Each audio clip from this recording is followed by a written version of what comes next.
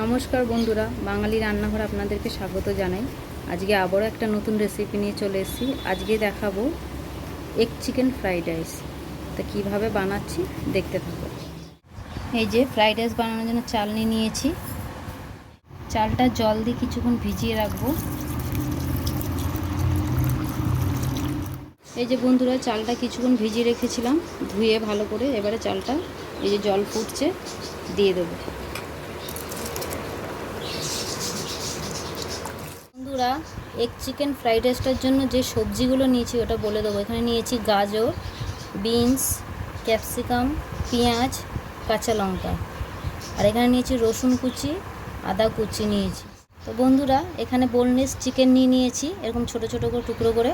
আর এখানে নিয়ে নিয়েছি একটা ডিম। প্রথমে ডিমটা ফাটিয়ে নেব।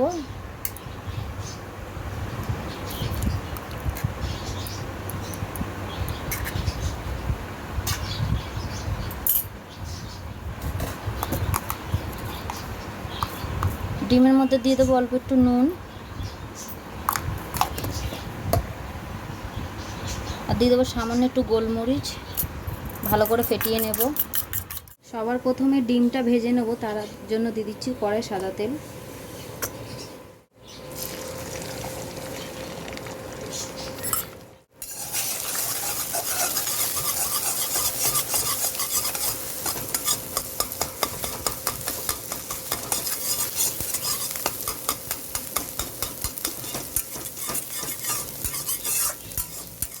ডিমটা ভাজা হয়ে গেছে, তুলে নিচ্ছি।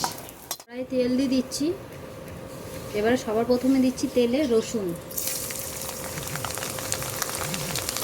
এবারে দিয়ে দিচ্ছি আদা রসুনটা হালকা ভাজা হয়ে গেছে। এবার দিয়ে দিচ্ছি মাংসটা কিন্তু খুব হাই ফ্লেমে ভাজতে হবে। চিকেনে দিয়ে দিচ্ছি নুন। এবার কেটে রাখা পেঁয়াজটা দিয়ে দিচ্ছি। এবার দিয়ে দিচ্ছি গাজর, বিনসটাও দিয়ে দিচ্ছি। এবার দিয়ে দিচ্ছি কেটে রাখা ক্যাপসিকামটা। এবার দিয়ে দিচ্ছি চেরা কাঁচা লঙ্কা। এখানে আমি এক ঢাকনার মতন সয়া সস নিয়ে নিচ্ছি, দিয়ে দিলাম।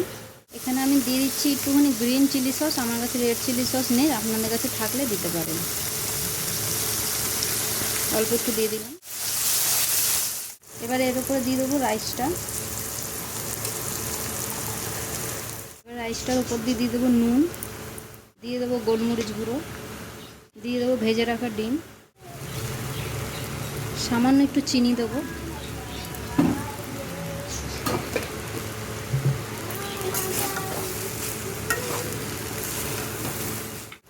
ফ্রাইড রাইসটা আমার হয়ে গেছে, এবার নামিয়ে নেব।